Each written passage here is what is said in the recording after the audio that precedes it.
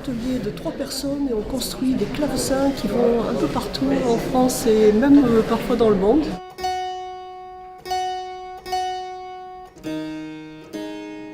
Le clavecin, c'est l'instrument d'appui de l'orchestre, c'est-à-dire que c'est pas forcément celui qu'on entend le plus dans le public, mais c'est celui sur lequel tout le monde se base pour se mettre ensemble.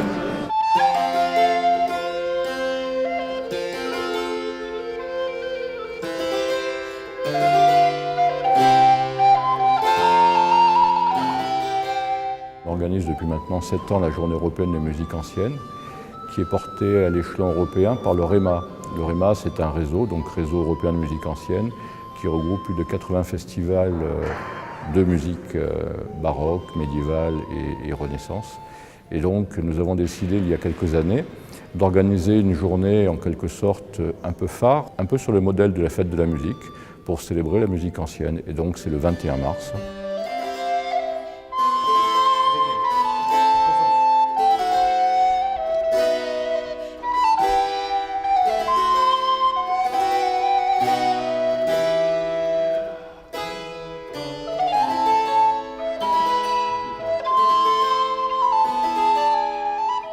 On est allé jusqu'au 24, 21, 22, 23, 24, où on a investi différents lieux.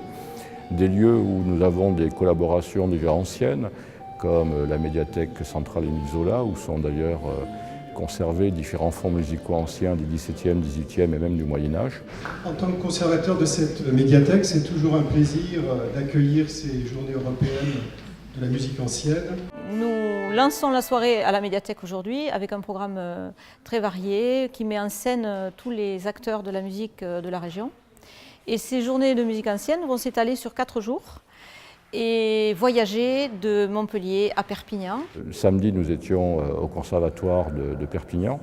Alors là, c'était aussi intéressant parce que non seulement nous avions les élèves et les professeurs du conservatoire de Perpignan, mais nous avions également ceux de Béziers.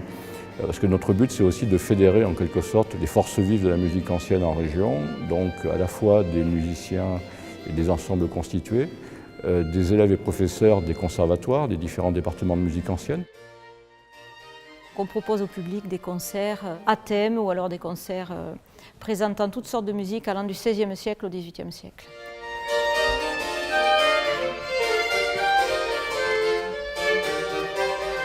L'occasion pour les étudiants d'entendre à la fois des professionnels se coller à la discipline du concert. C'est un peu le résultat d'ailleurs d'un travail qu'on fait pendant l'année et de pouvoir à un moment donné le concrétiser devant un public. Et là j'imagine aussi un public peut-être tout venant mais aussi très spécialisé. Là on sera sur 3 musiques ou 3 styles différents, parce qu'il y en aura qui représentent un département de musique ancienne, à savoir une classe de viol de gambe et une classe de flûte à bec. Et chacun dans son répertoire s'exprimera ce soir, avec l'idée pour nous d'étoffer le département de musique ancienne, pour de le faire entendre de plus en plus.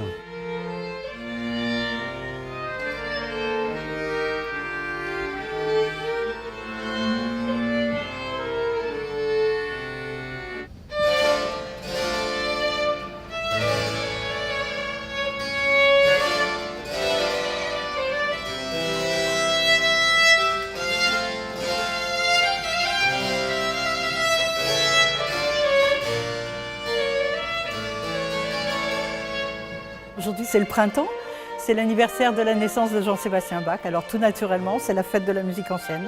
Et donc, je ne peux pas louper un événement comme ça. Il fallait que je montre le bout de mon nez et je suis très heureuse d'être là.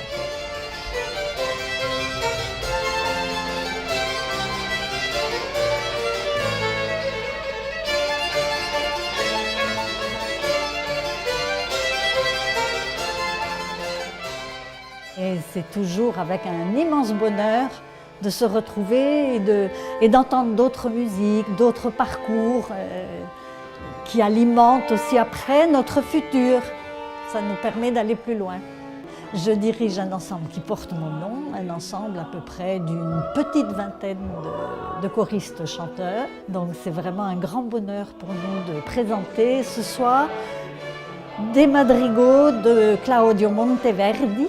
Il y a un public maintenant qui est habitué, qui a compris qu'effectivement le jour du printemps, il se passe quelque chose de très important au niveau de la musique ancienne.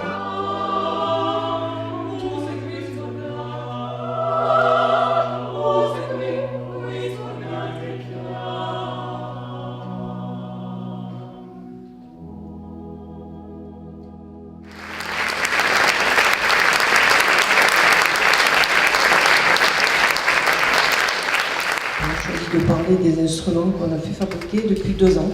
Harpe qui avait été construite par Yves d'Arcisas à partir du sceau de Guillaume VIII de Montpellier. Je viens de Reims, oui, en vacances sur Montpellier.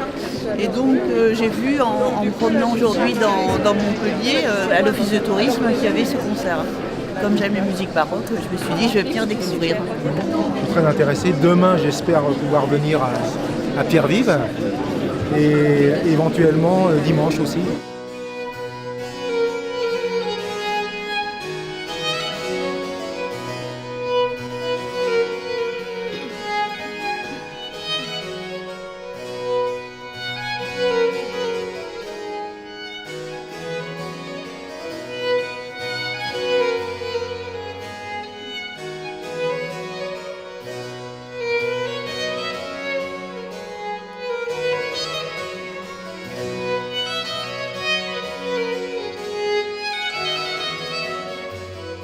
Les publics peuvent entendre toutes sortes d'interprétations, très variées les unes par rapport aux autres.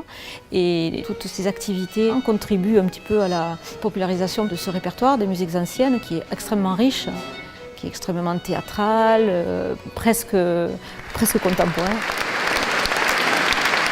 Alors ce concert, vos impressions d'après-concert? Nous on s'est régalé. On enlève même le concept concert.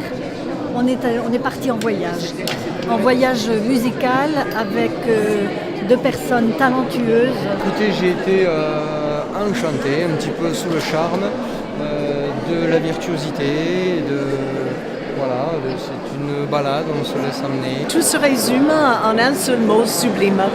On a beaucoup apprécié, j'ai apprécié le lieu, la sonorité. C'est magnifique. Très beau. Ça nous a fait très plaisir de les voir jouer. Cela fait plaisir. C'est superbe.